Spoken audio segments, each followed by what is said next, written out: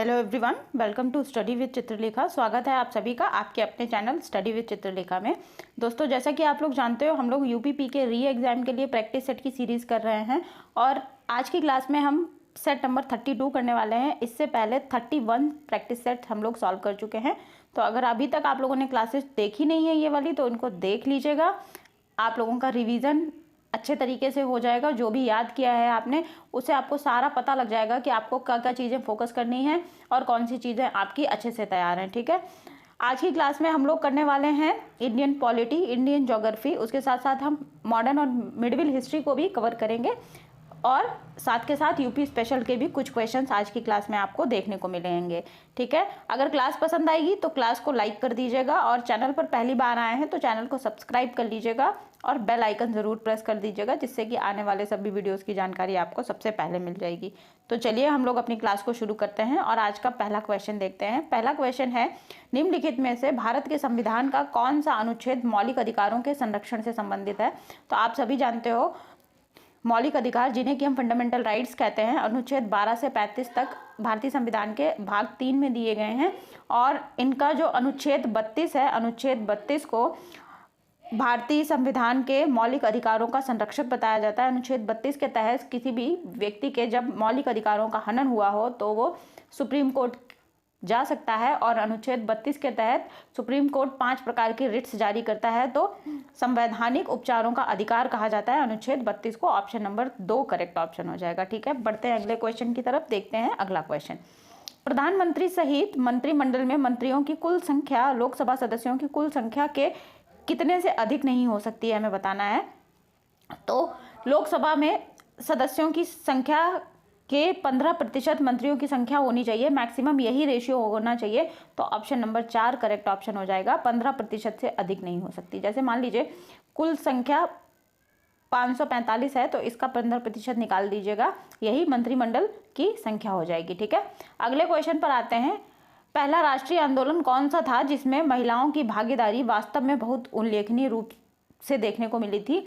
तो भारतीय महिलाएं वैसे तो स्वतंत्रता संग्राम में उन्होंने बढ़ चढ़कर हिस्सा लिया, लेकिन दांडी मार्च एक ऐसा स्वतंत्रता आंदोलन था, इससे पहले महिलाएं आंदोलनों में बहुत ज़्यादा हिस्सा नहीं ले रही थी। जब बंगाल विभाजन हुआ था और स्वदेशी आंदोलन आया था, वहाँ पर भी महिलाओं ने अपना दमखम बहुत दिखाया था और शराबबंदी की करने के लिए और स्वदेशी अपनाने के लिए महिलाओं ने भी सत्याग्रह किया था और उन्होंने विदेशी कपड़ों की होली जलाई थी, शराबबंदी की करने के लिए नारे भी लगाए थे। लेकिन दांडी मार्च ऐसा आंदोलन था जब महिलाओं ने बड़ी संख्या में इस आंदोलन में भाग लिया। तो इस क्वेश्चन का जो करेक्ट ऑप्शन है ये हो जाएगा ऑप्शन नंबर 1 दांडी मार्च। दांडी मार्च महात्मा गांधी के द्वारा शुरू किया गया था साबरमती आश्रम से और उन्होंने समुद्र तट पर नमक जो है कानून तोड़ा था, इसे ही दांडी मार्च कहते हैं।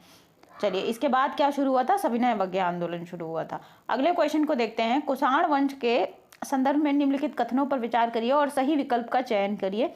तो इसके हम चारों विकल्प देखेंगे। जो कुषाण वंश था ये मध्य एशिया से आए थे और ये यूची जनजाति से बिलोंग करते थे, तो पहला कथन बिल्कुल सही हो जाएगा। इसकी जो कुषाण वंश की स्थापना थी कुजुल कड़फिसस के द्वारा की गई थी। ठीक है, ऑप्शन नंबर 2 भी करेक्ट हो जाएगा, मतलब जो विकल्प 2 है ये भी सही है। कुषाण वंश ने सोने के सिक्के जारी किए थे बहुतायत मात्रा में और ये मथुरा में पाए गए हैं। ठीक है, तो ऑप्शन नंबर 4 करेक्ट हो जाएगा। उपरोक्त सभी ऑप्शन सही है। ठीक, कुषाण वंश के जो राजा थे कनिष्क, इनके संरक्षण में चौथी बौद्ध संगीति हुई थी। कहाँ पर हुई थी? कश्मीर के कुंडल वन में हुई थी। ठीक है, ध्यान रखिएगा, इंपॉर्टेंट क्वेश्चन है। नेक्स्ट क्वेश्चन पर आते हैं। उत्तर प्रदेश के किस जनजाति के लोग दीपावली को शोक के रूप में मनाते हैं? तो थारू जनजाति के लोग जो है उत्तर प्रदेश में जो रहती है थारू जनजाति, इसके लोग दीपावली को शोक के रूप में मनाते हैं। अगला क्वेश्चन है, उत्तर प्रदेश के किस शहर में भारतीय रहस्यवादी कबीर का जन्म हुआ था? रहस्यवादी धारा के कवि थे कौन? कबीरदास जी। इनका जन्म कहाँ पर हुआ था? वाराणसी में हुआ था और मृत्यु कहाँ पर हुई थी? मगहर में हुई थी। नेक्स्ट क्वेश्चन पर आते हैं। पाणिनि कौन थे? तो पाणिनि जो है एक संस्कृत के विद्वान थे जिन्होंने संस्कृत भाषा के लिए व्याकरण तैयार की थी। तो ऑप्शन नंबर 4 करेक्ट ऑप्शन हो जाएगा। ठीक है, नेक्स्ट क्वेश्चन पर आते हैं। भारत में वस्तु एवं सेवा कर जीएसटी के लिए उच्चतम प्रतिशत स्लैब क्या है? तो जो मैक्सिमम स्लैब है वो 28% है। ऑप्शन नंबर 4 करेक्ट ऑप्शन हो जाएगा, 28%। अगले क्वेश्चन को देखेंगे, मराठा प्रशासन में नागरिक और सैन्य दोनों मामलों का प्रमुख कौन होता था? तो मराठा शासन में पेशवा जो है नागरिक और सैन्य दोनों मामलों का प्रमुख होता था और सारे मामलों का निपटारा वो ही करता था। ठीक है, तो ऑप्शन नंबर 2 करेक्ट ऑप्शन हो जाएगा। अगले क्वेश्चन पर आते हैं, पहली बार नोबेल पुरस्कार किस वर्ष में दिया गया था? तो देखिए पहली बार नोबेल पुरस्कार जो है 1901 में दिया गया था। ऑप्शन नंबर 1 करेक्ट ऑप्शन है। अगले क्वेश्चन को देखेंगे, काकोरी ट्रेन डकैती की कल्पना राम प्रसाद बिस्मिल और किसके द्वारा की गई थी? तो अशफाक उल्ला खां और राम प्रसाद बिस्मिल के द्वारा इसका जो भी प्लानिंग थी ये की गई थी। तो ऑप्शन नंबर 3 करेक्ट ऑप्शन हो जाएगा। अगले क्वेश्चन पर आएंगे, भारत के राष्ट्रपति के चुनाव में विवाद की स्थिति में निर्णय लेने का अधिकार किसके पास होता है? तो भारत के राष्ट्रपति का जो चुनाव है ये निर्वाचन आयोग के द्वारा करवाया जाता है। कहने का मतलब जो भारत निर्वाचन आयोग है वो इसको कंडक्ट करवाता है, और अगर चुनाव में कोई डिस्प्यूट हो जाता है, कोई विवाद की स्थिति उत्पन्न हो जाती है, तो उसका जो निर्णय लेने का अधिकार होता है उस पर फैसला जो देता है वो सुप्रीम कोर्ट या उच्चतम न्यायालय देता है। तो ऑप्शन नंबर 4 करेक्ट ऑप्शन हो जाएगा। अगला क्वेश्चन है, दयानंद सरस्वती ने निम्नलिखित में से किस मिशन की स्थापना की थी? तो दयानंद सरस्वती जिन्होंने वेदों की ओर लौटो नारा दिया था, इन्होंने आर्य समाज की स्थापना की थी। ऑप्शन नंबर 3 करेक्ट ऑप्शन है। अगले क्वेश्चन को देखते हैं, रामगंगा जो है नदी उत्तर प्रदेश में कहाँ से प्रवेश करती है? तो रामगंगा नदी जो है उत्तर प्रदेश में प्रवेश करती है बिजनौर जिले से। ठीक है, बिजनौर जिले से प्रवेश करती है और ये गंगा की मुख्य सहायक नदी है। ये बिलग्राम के पास आकर के गंगा नदी में विलीन हो जाती है, ये बात भी आप लोग ध्यान रखिएगा। अगले क्वेश्चन पर चलते हैं, प्रसिद्ध सूफी संत शेख सलीम चिश्ती की दरगाह कहाँ पर है? तो ये आपको मिलेगी फतेहपुर सीकरी में।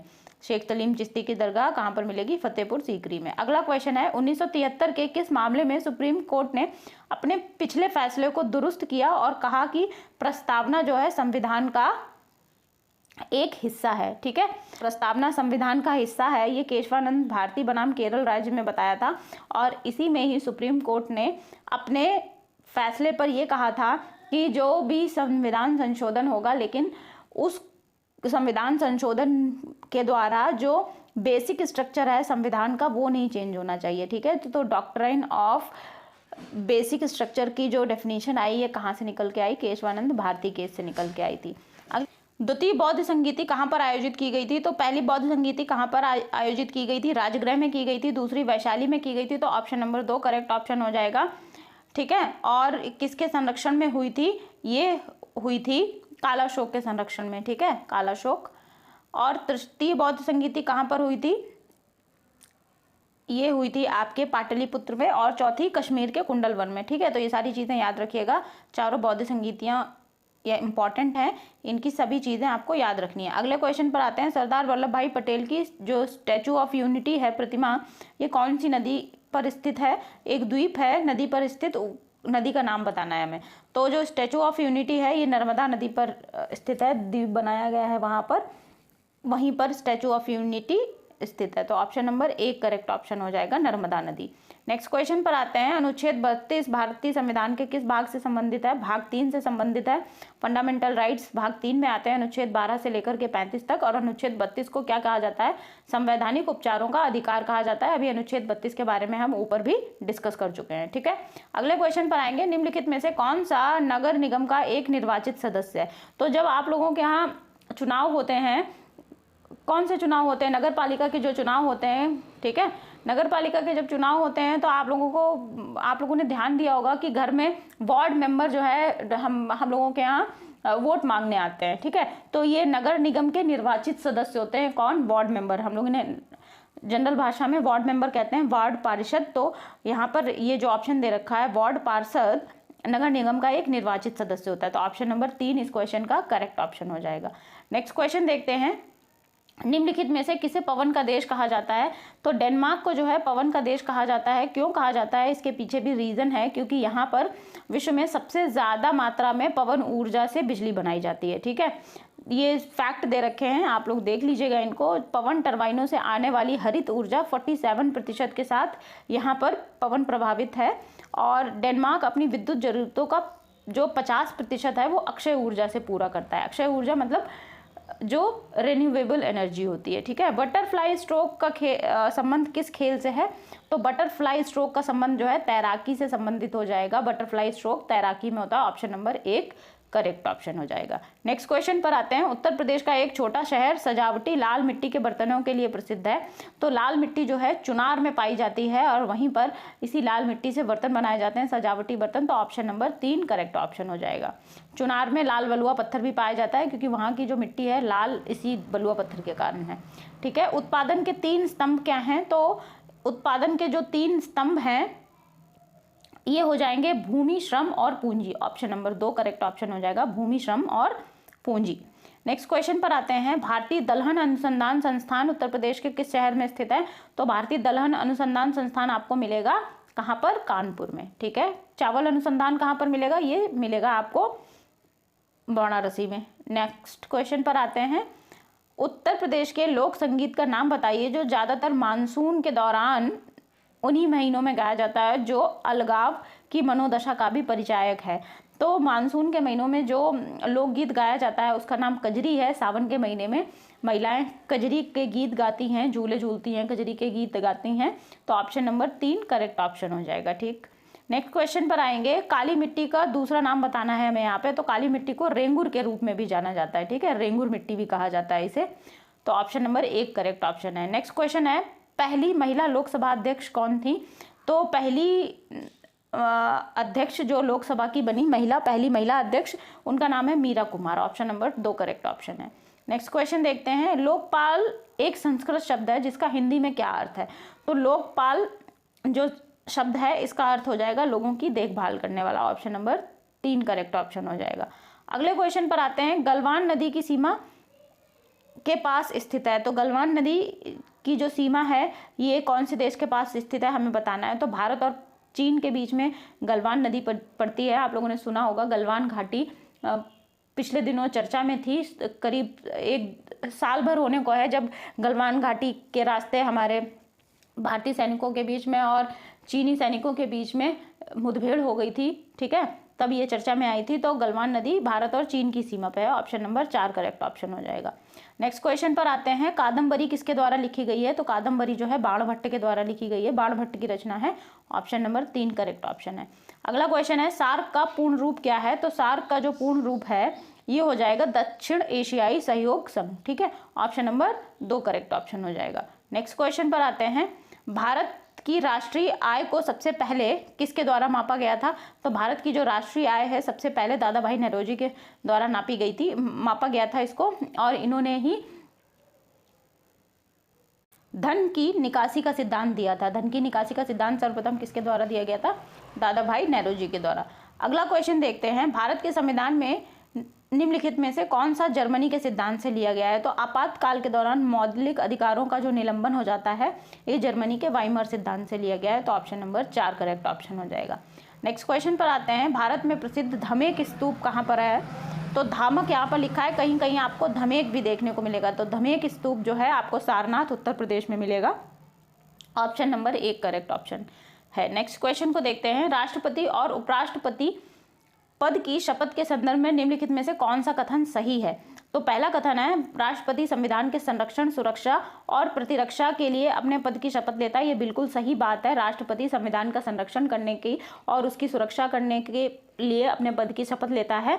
और जबकि राष्ट्रपति के अलावा और जो भी पद होते हैं वे संविधान के प्रति अपनी सत्यनिष्ठा, और उपराष्ट्रपति की बात कर रहे हैं हम यहाँ पर, उपराष्ट्रपति क्या है? संविधान के प्रति अपनी सत्यनिष्ठा और वफादारी की शपथ लेते हैं। ये भी बिल्कुल सही बात है। अगर प्रधानमंत्री और अन्य मंत्रियों की बात करें तो वे पद और गोपनीयता की शपथ लेते हैं। ठीक है, तो ये सारी चीज़ें याद रखिएगा। तो इस तरीके से ये दोनों ही कथन सही हैं। तो ऑप्शन नंबर 4 जो है ये करेक्ट हो जाएगा, ए और बी दोनों। ठीक है, तो इस अगला क्वेश्चन देखते हैं। निम्नलिखित में से किस शहर को भारत का पिट्सबर्ग कहा जाता है? तो जमशेदपुर जो है इसे भारत का पिट्सबर्ग कहा जाता है। ऑप्शन नंबर 2 करेक्ट ऑप्शन हो जाएगा।